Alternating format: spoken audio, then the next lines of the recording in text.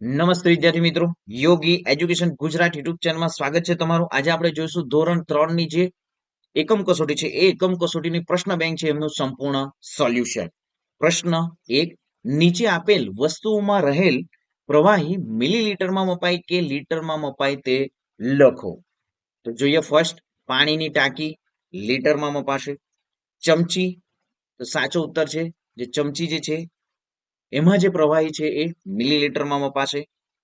ટ્રકની diesel ટાંકી લીટરમાં, તેલનો ડબ્બો લીટરમાં, ચાનો ગ્લાસ મિલીલીટરમાં, દૂધનું ટેન્કર લીટરમાં, ઇન્જેક્શન તો મિલીલીટરમાં મપાશે, પાણીનું ટબલર લીટરમાં, રસોડામાં રહેલ પાણીનો નળો જે છે તો એ મિલીલીટરમાં મપાશે, પાણીનું વાટકીનું પાણી મિલીલીટરમાં, માટલું લીટરમાં, નહાવાનો ડોલ લીટરમાં, વોટર બેગ મિલીલીટરમાં, આંખની દવાની બોતલ મિલીલીટરમાં, છાસની થેલી મિલીલીટરમાં. નેક્સ્ટ, પ્રશ્ન 2, યોગ્ય વિકલ્પ પસંદ કરો. 30 ના 6 સરખા ભાગ, તો જવાબ થશે 30 ના 6 સરખા ભાગ. ક 5 જવાબ થશે. 32 ભાગ્યા ખાલી જગ્યા બરાબર 8, તો બ 4. 15 માંથી વધારેમાં વધારે કેટલી 3 બાદ કરી શકાય? તો 15 માંથી વધારેમાં વધારે કેટલી વાર 3 બાદ કરી શકાય? તો જવાબ છે બ 5. 48 ભાગ્યા 6 બરાબર શું જવાબ થશે? 8. નેક્સ્ટ, 8 માંથી વધુમાં વધુ કેટલી વાર 8 બાદ થાય? જવાબ છે 1 વાર. 36 ભાગ્યા ખાલી જગ્યા બરાબર 6, તો જવાબ થશે બ 6. કેટલા રિક્ષાના કુલ પૈંડા 24 થાય? તો જવાબ થશે બ 8.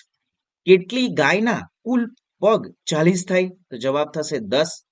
મણકાને 6 સરખા જૂથમાં વહેંચવા હોય તો નીચે પૈકી કયો વિકલ્પ સાચો ગણાય? તો જવાબ છે 18 ભાગ્યા 6. 8 બકરીના કુલ કેટલા પગ થાય? તો 8 બકરીના કુલ કેટલા પગ થશે? જવાબ થશે 1 બકરીના 4 પગ. આમ જે 8 બકરીના 32 પગ થાય. કેટલી કારના કુલ 20 પૈંડા થાય? તો એક કારના 4 પૈંડા હોય છે, તો 5 કારના 20 પૈંડા થાય. 12 ખાલી જગ્યા ભાગ્યા 3 બરાબર 5, તો જવાબ થશે 15 ભાગ્યા 3 બરાબર 5. કેટલી સાયકલના કુલ 16 પૈંડા થાય? તો જવાબ થશે ક 8 સાયકલના 16 પૈંડા થાય. એક સાયકલના 2 પૈંડા હોય છે. 6 બાળકોના કુલ કેટલા 6 બાળકોના કુલ પગ કેટલા થાય? તો જવાબ થશે 12 પગ થશે.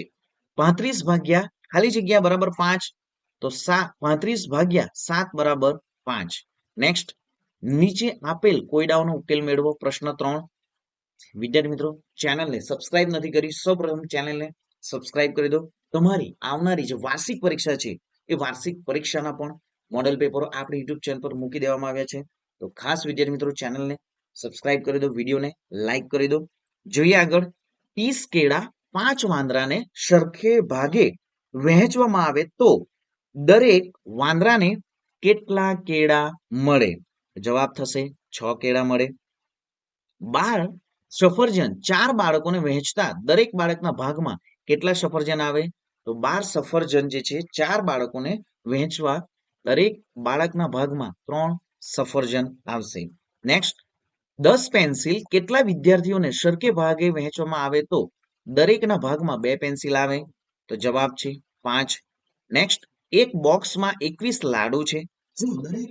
દરેક બાળકને 3 લાડુ આપવામાં આવે તો કેટલા બાળકને લાડુ આપી શકાય? તો જવાબ છે 7. એક દેડકો એક વખતમાં 3 પગલા કૂદે તો 27 પગલા સુધી પહોંચવા માટે કેટલી વખત કૂદવું પડે? તો જવાબ છે 9. 28 મીણબત્તીને 4 ખોખામાં સરખે ભાગે વહેંચવામાં આવે તો દરેક ખોખામાં કેટલી મીણબત્તી સમાય? તો જવાબ છે 7. 10 રૂપિયાની 12 નોટને 4 મિત્રોને સરખે ભાગે વહેંચીએ તો દરેક મિત્રને કેટલા રૂપિયા મળે? તો જવાબ છે 30. કેતનભાઈ પાસે 30 મીટર દોરડું છે. તે 3 બાળકોને સમાન રીતે વહેંચે તો દરેક બાળકને કેટલા મીટર દોરડું મળે? તો જવાબ છે 10. મીતાને એક રોટલી બનાવતા 3 મિનિટ લાગે છે તો 27 મિનિટમાં કેટલી રોટલી બનાવી શકે? તો જવાબ છે 9. નેક્સ્ટ જોઈએ 1 કિલોગ્રામ શાકભાજીના જે ભાવ નીચે મુજબ છે તેના આધારે પ્રશ્નોના જવાબ આપો. બાળકો અહીં જે એકમ કસોટીમાં જે આ જે પ્રશ્ન બેંક છે પ્રશ્ન બેંકમાં જે પ્રશ્નો જે આપવામાં છે એ પ્રમાણે આપણી વાર્ષિક પરીક્ષામાં પણ ક્વેશ્ચનો રહેશે. 40 ગુણનું પેપર રહેશે. 2 કલાકનો તમને સમય આપવામાં આવશે. તો ખાસ વિદ્યાર્થી મિત્રો આ એકમ કસોટીનું સંપૂર્ણ પ્રશ્ન બેંક પણ તમારી નોટબુકમાં લખી લેવું.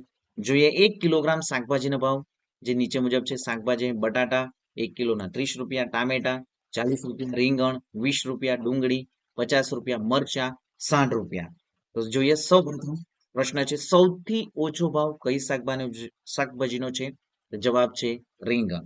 કઈ શાકભાજીના 30 રૂપિયાની 1 કિલો છે? જવાબ છે બટાટા. 1 કિલો રીંગણ અને 1 કિલો ડુંગળીના કુલ કેટલા રૂપિયા થાય? તો 1 કિલો રીંગણ જે છે એમના 20 રૂપિયા છે. ડુંગળીનો ભાવ જે છે 1 કિલોના 50 રૂપિયા છે. તો 20 + 50 એટલે કે 70 રૂપિયા થશે. નેક્સ્ટ સૌથી વધુ ભાવ કઈ શાકભાજીનો છે? તો જવાબ છે મરચા 60 રૂપિયા છે. 1 કિલો ટામેટાનો ભાવ જણાવો. 1 કિલો ટામેટાનો ભાવ છે 40 રૂપિયા. તો આ પ્રમાણે જ અહીં જે બીજો પણ પ્રશ્ન વસ્તુ અને તેના ભાવ નીચે મુજબ છે તેના આધારે પ્રશ્નોના જવાબ આપવામાં આવ્યા છે. અહીં મનપસંદ મીઠાઈ ભાવતી હોય તેવા માણસોની સંખ્યા આપેલ છે તેના પરથી નીચેનો જવાબ આપો. મીઠાઈનું નામ ગુલાબજાંબુ, લાડુ, મોહનથાળ, બરફી, જલેબી. માણસોની સંખ્યા અહીં છે. નેક્સ્ટ જોઈએ તો ચિત્ર લેખ દર્શાવેલ વૃક્ષની સંખ્યાના આધારે નીચેના પ્રશ્નોના જવાબ જ્યાં અહીં જે વૃક્ષ જે દોરવામાં આવ્યું છે એ એક વૃક્ષ દર્શાવે છે. લીમડો 3 વૃક્ષ છે. આસોપાલવ 2, વડ 1, પીપળો 2, આંબલી 4. તો કયા વૃક્ષની સંખ્યા સૌથી વધુ છે? તો જવાબ થશે જે આંબલી જે છે એ વૃક્ષની સંખ્યા વધુ થશે. આસોપાલવના કેટલા વૃક્ષ આવેલ છે? આસોપાલવના 2 આવેલા છે. વડ અને પીપળાના કુલ કેટલા વૃક્ષ આવેલા છે? વડ 1 છે અને પીપળો 2 છે. આમ ટોટલ 3 છે. તો આ પ્રમાણે અહીં જે ધોરણ 3માં અઠવાડિયામાં ગેરહાજર રહેલ વિદ્યાર્થી સંખ્યા ચિત્રાલેખમાં દર્શાવેલ તેના આધારે નીચેના પ્રશ્નોના જવાબ આપવાના છે. અહીં જે ગેરહાજર એક વિદ્યાર્થી દર્શાવે છે. અહીં જે ચિત્ર જે આપવામાં આવ્યું છે. નેક્સ્ટ જોઈએ ચિત્રાલેખમાં દર્શાવેલ આકારોની સંખ્યાના આધારે નીચેના પ્રશ્નોના જવાબ આપો. અહીં આકાર ચોરસ 2 છે, ત્રિકોણ 1 છે, લંબચોરસ 3 છે, ગોળ જે છે એ 4 છે. તો જોઈએ કયા આકારની સંખ્યા સૌથી વધુ છે? તો ગોળની સંખ્યા સૌથી વધુ છે. ચોરસ અને ત્રિકોણ આકારની કુલ સંખ્યા કેટલી થાય? તો ચોરસ અને ત્રિકોણ આકારની સંખ્યા 3 થશે. ગોળ આકારની સંખ્યા કેટલી છે? તો 4 થશે. કયા આકારની સંખ્યા 3 છે? તો લંબચોરસ જે આકાર છે એમની સંખ્યા 3 છે.